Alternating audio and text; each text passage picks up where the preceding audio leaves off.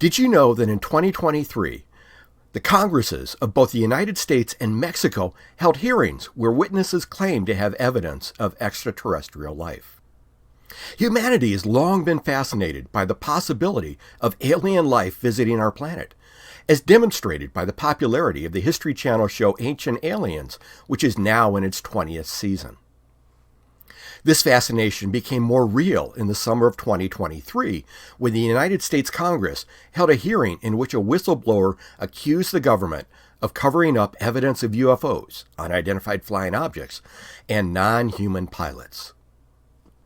Later in the fall of 2023, tiny mummified bodies with elongated heads and 3 fingers on each hand that had previously been discovered in Peru near the ancient Nazca lines were shown to Mexico's Congress as evidence of extraterrestrial life. With a more scientific approach, the Search for Extraterrestrial Intelligence, or SETI program, uses large radio telescopes to scan space for signals similar to our broadcast radio and television. And finally, increased exploration of our solar system is finding evidence of the potential for life. In this video, we will examine: how does science explain the origin of life? What do space samples show about life on other planets? And does space exploration pose a risk to life on those other planets? Stick around to the end of this video when we consider, should we explore extraterrestrial space that may have alien life? In order to answer the question, how does science explain the origin of life, we must first examine the history of the Earth. The Earth formed about 4.6 billion with a B, years ago. The planet at that time was very different from now, with a molten lava surface and a carbon-rich atmosphere with virtually no oxygen. This period of Earth was uninhabitable and is referred to as a Hadean Eon, in reference to Hades, the Greek god of the underworld. The planet first needed to cool for about 500 million years for life to be able to survive. For life to develop on Earth, first, simple biological or organic molecules must be produced by chemical reactions from simple molecules in the environment, such as water, methane, ammonia, and hydrogen.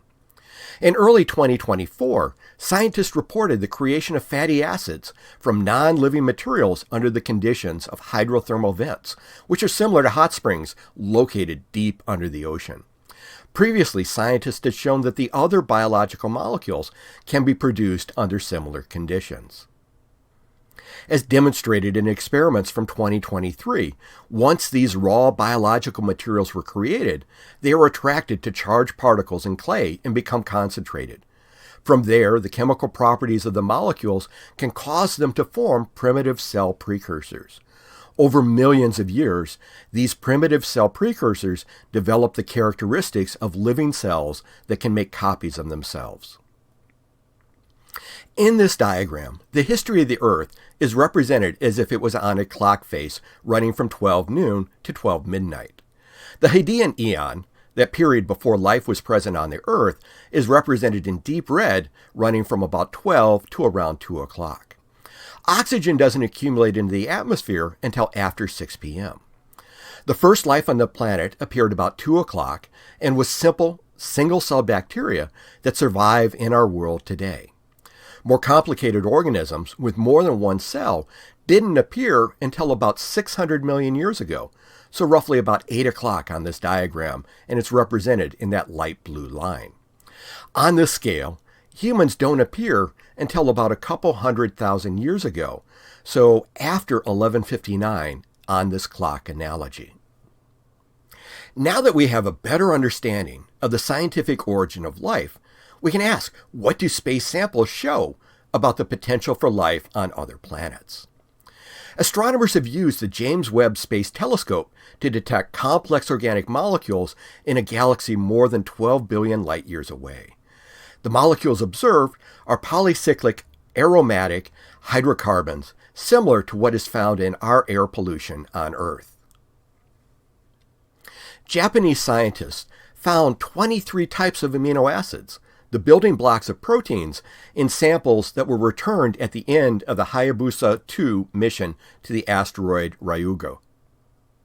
And finally, the asteroid ALH 84001 was discovered in Antarctica and has been identified as being formed on Mars over 4 billion years ago.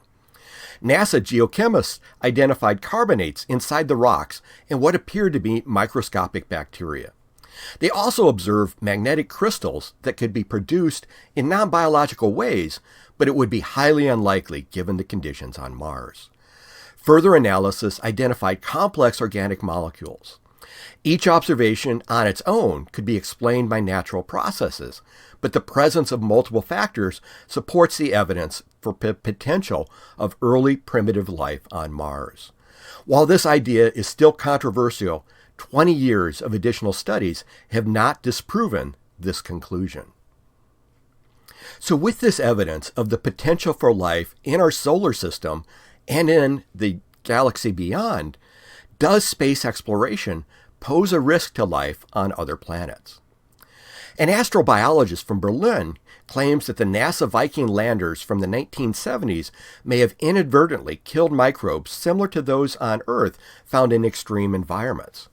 He based this on the observations from the Viking experiments, which were confusing and therefore could be interpreted in multiple ways. With the potential risk of disrupting life through our own space exploration, do we need to be concerned about alien life forms affecting life on Earth? The Bulletin of Atomic Scientists raised a concern that although it is highly unlikely that space samples may contain something alive, there remains a very small risk.